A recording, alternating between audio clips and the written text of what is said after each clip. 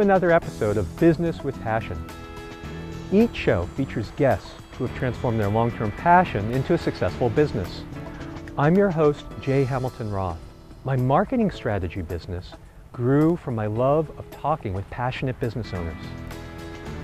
In this series, I share their passions with you. So if you're looking for inspiration to enhance your business passion, keep watching. I was 7 years old when I first discovered my passion for computers and electronics.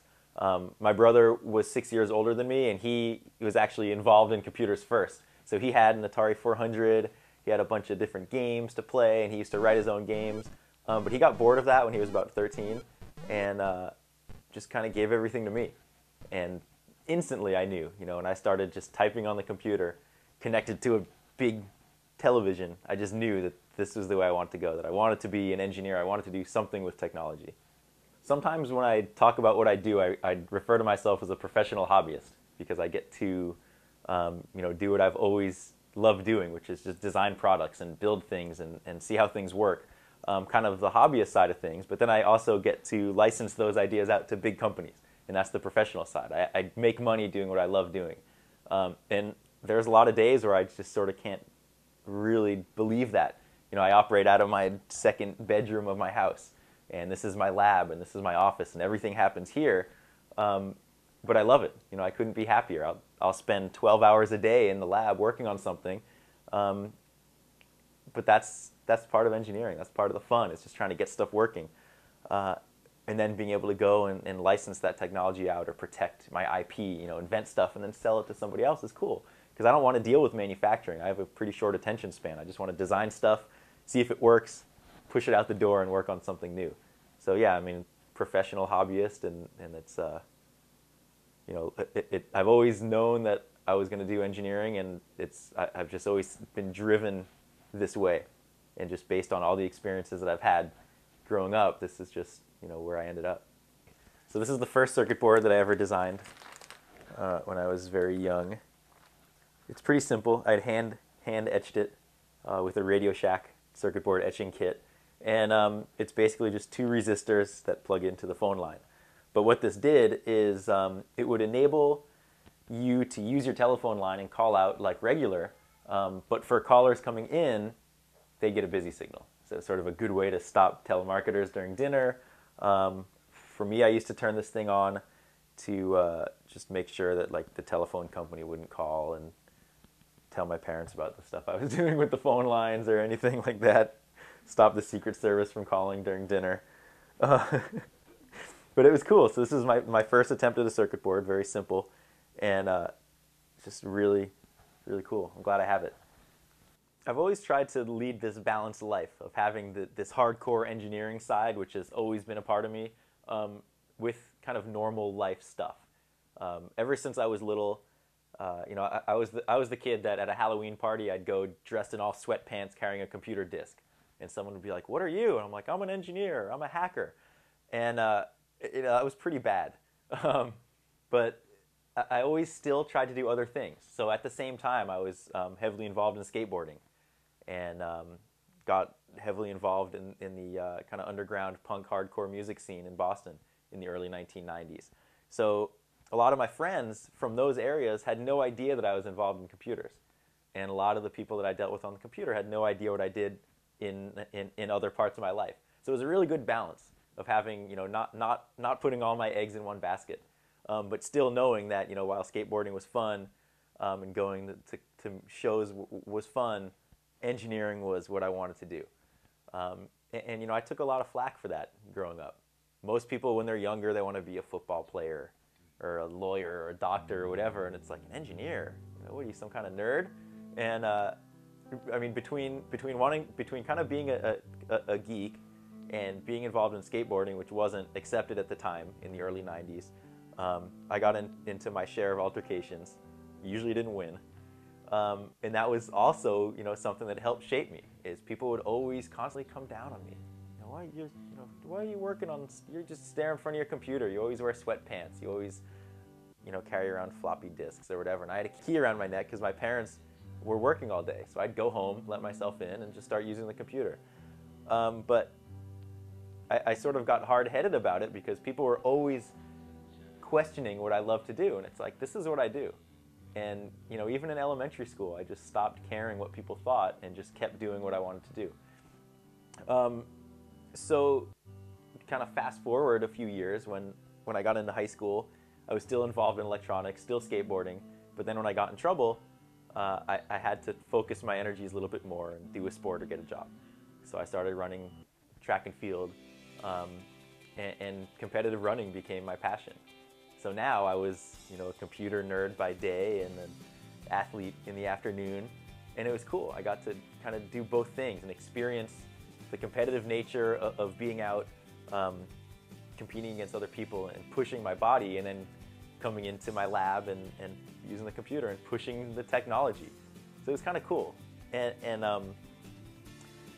being involved in athletics also stems from getting this grief early on. I was a pretty fat kid when I was younger. 13, 14 years old was kind of the crux of that. You know, just my parents say I was chubby. They say I was big boned, but I think I was fat. My sister would give me grief. My cousins would give me grief. Some people in school even wrote a song called "Joey is a Piggy," and they'd sing this song to me. So that was something when I started running, I could use, you know, I started getting better at running, and I started beating people in races, and it was like, wow, you know, I can show people I'm not fat. And I was just so driven to get so good at running and so good at ultimately now triathlons, that even though I'm not fat anymore, I'm in good shape. Every race, every time I go out and train, I'm basically proving to people that, you know, look, this is who I am. I'm not fat. You know, I showed you, and you know, now I'll beat as many people as I can every time I race. So it's just, I don't know. I mean, it's ingrained in my head of showing people. You know, it's like proving to them and proving to myself that, you know, I don't need to listen to what they say. All throughout high school, I spent a lot of time making various electronic projects and mischievous little things. This is one, see, a harmless Sucrets box, but what it was is this little high frequency tone generator circuit, which would just make this really annoying high-pitched whine.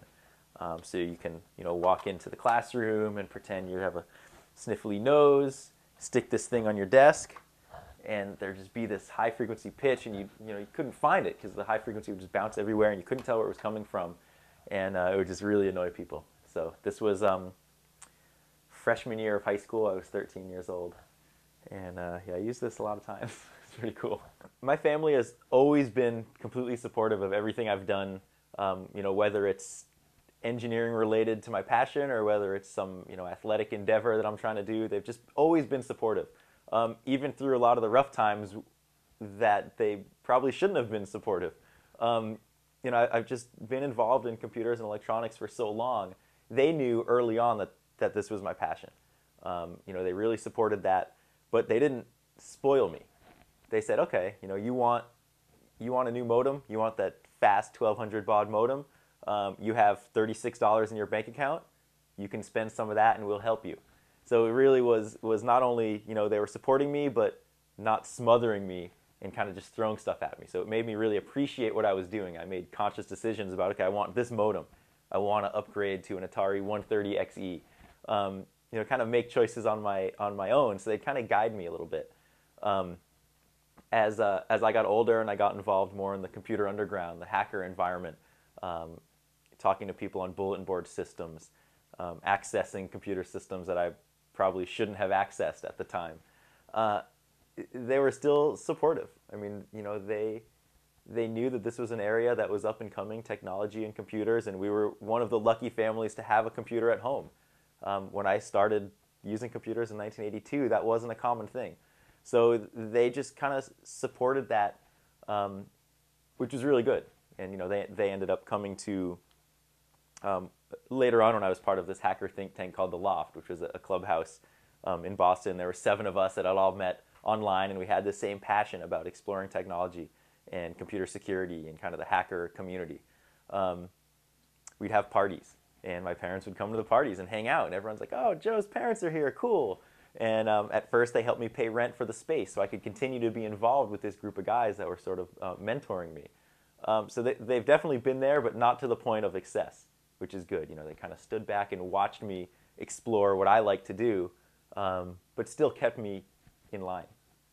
My business today is an engineering company that I run, which is just me, called Grand Idea Studio.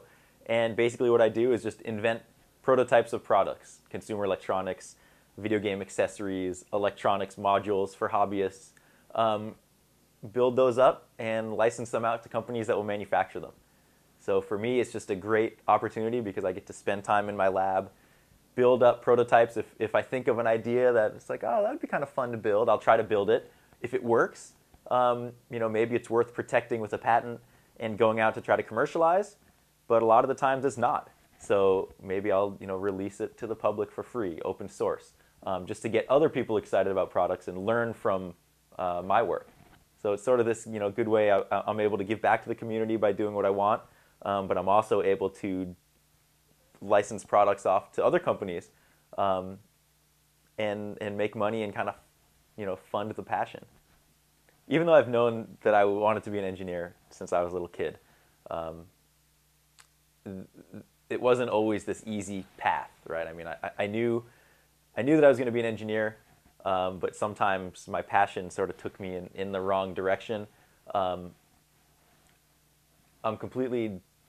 proud of everything that happened throughout my life because everything I sort of treat as a learning process. And I wouldn't be where I am today if it weren't for all of the problems that I encountered when I was younger. So, one example, I was involved in the hacker community for many years and still am. And I spent a lot of my youth exploring computer systems through the telephone network, through the internet. And I ended up meeting a bunch of other people online, and we had a hacker group called Renegade Legion back in the early 1990s. And it was basically just a bunch of guys that had a passion for computers and kind of this subversive nature and anti-authority kind of thing. And we'd release text files on various things, various nefarious activities. But through that, I kind of pushed the limit a little too far, and I ended up getting in trouble when I was 16 for a variety of computer-related events. And that was one of the things where that was a life-changing experience. I got in trouble to the point of I either had to do a sport or get a job was the mandate. My parents at that point were like, we knew eventually something would happen. We knew what you were doing up in that room, but they supported me, and didn't push. They were just kind of waiting for me to learn on my own. And when I got in trouble, that was the learning experience for me. But it shaped my life. That experience on its own, just getting in trouble with these group of guys, shaped my life like I couldn't imagine. I ended up I chose to do a sport instead of getting a job because I didn't want to work for someone else, even at that young age in high school. So I started running track and field in high school because I had a few friends that ran track. That ended up carrying over to running marathons in the early part of college, then becoming a competitive Division I athlete at Boston University, running track, and then running post-collegiate with a competitive club in Boston, meeting Keely, my now wife, on the track team. And that also sort of led us to moving to California and then starting triathlons and kind of just this whole snowball effect of, one thing follows all these other things. And if I hadn't gotten in trouble when I was 16, I might not have started running track, which is another passion of mine, athletics. I might not have met Keely. So it's just all these things, everything. I sort of think, I'm not religious by any means, but I sort of think everything happens for a reason. And whether that's just, you look at something and make it how you want it to be, and find something of benefit from everything that happens. And it's crazy to think back and be like, wow, man, I got in trouble for, doing some really stupid stuff. And I had to earn some money to pay restitution, and I was on curfew with my parents. But it shaped so many things. And even out of that it was sort of a learning experience for my parents because they knew that I was so entrenched in exploring and pushing the limits of things and pushing authority. But But even after I got in trouble, they still supported me. That's when I got involved with the Loft. And those guys were all a number of years older than me, and they became my mentors. They said, okay, we know you're smart, but you're doing some stupid stuff on the computer. We think you can take that energy and turn it into something good. So they kind of took me in under their wing, and my parents helped pay my portion of the rent for the loft space that we had in Boston. And then from there, I realized that I could actually take my passion and take my knowledge of electronics and what I like to do and use it for good and turn it into a business. So, there's just been these stepping stones and these events. Someone might look at me and be like, oh, he got arrested for stuff when he was a kid. He's stupid, or, he's not trustworthy or whatever. But luckily I was young and I learned my lesson, and I'm completely happy that it happened, and I wouldn't have changed it at all. This is a Trivial Pursuit card that I happen to be mentioned in. In 1998, when I was still with the Loft, we were invited to testify in front of Senate to talk about the state of computer security in government, which was crazy because it was seven hackers with their hacker handles talking to Senator Glenn and Senator Lieberman and all of these government officials about how bad computer security was, and it was really bad. Basically, the whole session was explaining doomsday scenarios and what malicious hackers could do if they wanted to, whether it was a foreign nation state or a terrorist or whatever. But really, the main thing that came out of that was one phrase that all of us were just like, oh man, shaking our heads over. One of the senators said, is it true that you can take down the internet in 30 minutes? And Mudge, one of the guys, said, yes, we can take down the internet in 30 minutes, which was true. There was a lot of backbone core vulnerabilities to the internet that if you take out key points, you could have taken down the internet. But that was just one of the security problems we talked about that day, but that was the only one that the media really picked up on. I tell people a lot of times I'd rather eat dog food out of a can than go have to work for someone else, because I just love being able to work on my own. Even with Prototype This, the TV show that I was a co-host of on Discovery Channel, I still got to exercise my passion. We designed prototypes of crazy things that just to show that we could, giant boxing robots or a truck that can drive over traffic. So I got to do the engineering side of things, but even that, I had to wake up at a certain time. I had to be in front of the camera at a certain time. I had to walk in through the doorway a certain way. So there's all these things that it was still, I got to do what I love to do, but there was all this stuff around it. So it was almost it was a televised version of engineering, which was great. And I got to share that passion with the masses. But for me, I prefer to just sit in the lab, work on projects, talk to my friends on the computer, go running when I want to, hang out with my son when I want to, just kind of live my life my way and doing things the way I want to, and selling products the way I want to. There have definitely been a few times that I've had to compromise my passion for business. One of the times that comes to mind right away is back in the late 1990s when I was involved in the Loft, this hacker clubhouse in Boston. 7 of us working in a warehouse space, just working on projects, finding security vulnerabilities in software, announcing them to the world, just doing what we love to do. On nights and weekends, we'd sell T-shirts to help pay rent for the space. But we wanted to end up trying to do that full time. And we started looking for venture capital money. And we ended up joining forces with some VCs and starting a computer security consulting firm called At Stake. And at that point, that changed the entire dynamic of what we were doing. So at the Loft, it was our passion. And as soon as we started At Stake, we wanted it to be our passion, but really it was a business.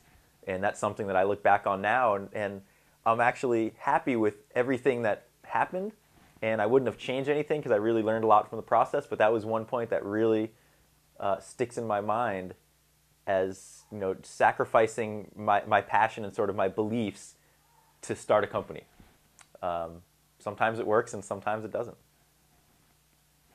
If money was no object, I'd probably keep doing what I'm doing. Keep building projects. Maybe I'd order parts faster. I'd order printed circuit board fabrication with a 1-day turnaround instead of 3, trying to save money. Maybe I'd fly business class or first class. But this is what I do, and money's great. It helps us live. But even if I had enough to stop working, I'd still do this stuff. And I don't know if that stems from just kind of my family history. My dad is 72 years old, 71 years old. He's a pediatrician, and he could have retired 10 years ago. But he keeps working. He loves doing research. He loves working with patients, and that's what he does. My mom's the same way. She could have retired, but she does graphic design, and she loves doing what she loves to do. Ralph Bayer, a business associate of mine, a good friend of mine that we've developed some products together, who invented Pong and Simon and all of these amazing games in the early 80s, the mid 80s. He's 83 years old. He could have stopped engineering a long time ago, but he's an engineer, and that's his passion, and he will do that every day until he can. So, money's good, and I'm extremely happy that I can earn money doing what I love doing, but I'm going to continue doing this, even if somebody threw a lot of money at me, which I'd take. Right now, I'm working on 2 things. One is the DEF CON 17 badge, which is a conference badge for a hacker conference that's held every summer in Las Vegas. And the other thing is a low-cost laser rangefinder for hobbyist robotics enthusiasts to put on their robots. So I'm working on these 2 projects, and I come in and just get to mess around and get to design things and write code and design hardware and design circuit boards, and I don't have anyone telling me what to do.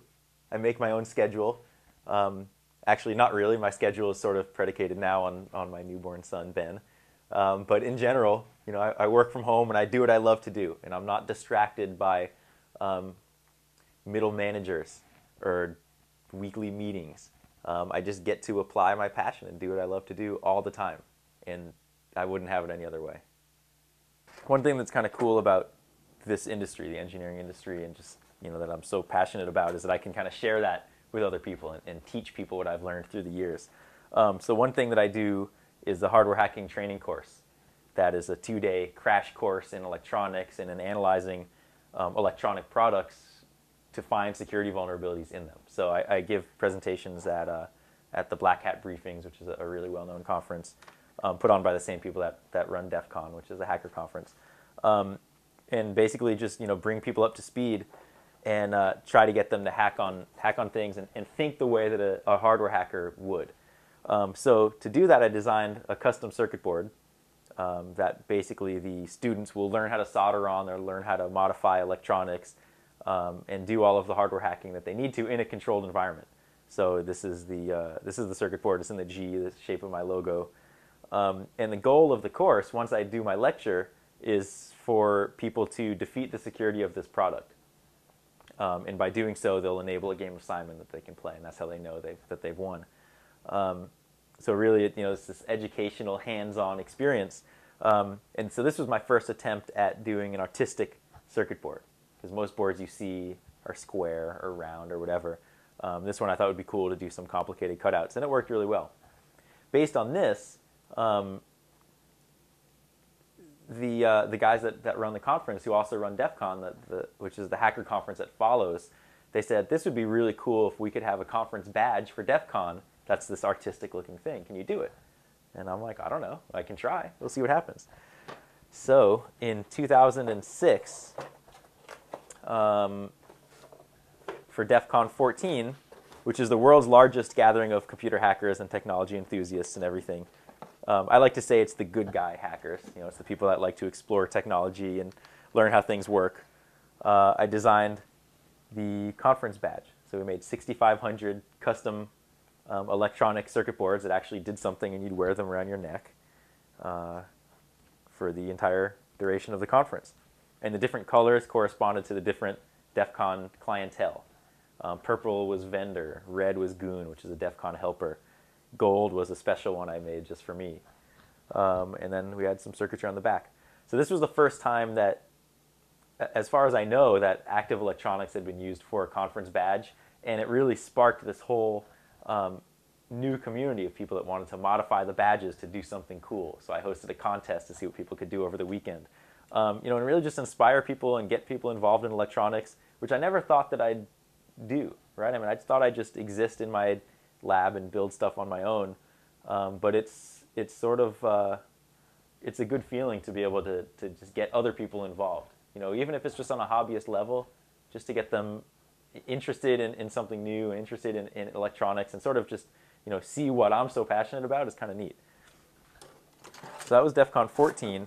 Based on that response, people loved it. Like, we didn't know what to expect when we released those badges, but they loved it. So I designed the DEF CON 15 badge.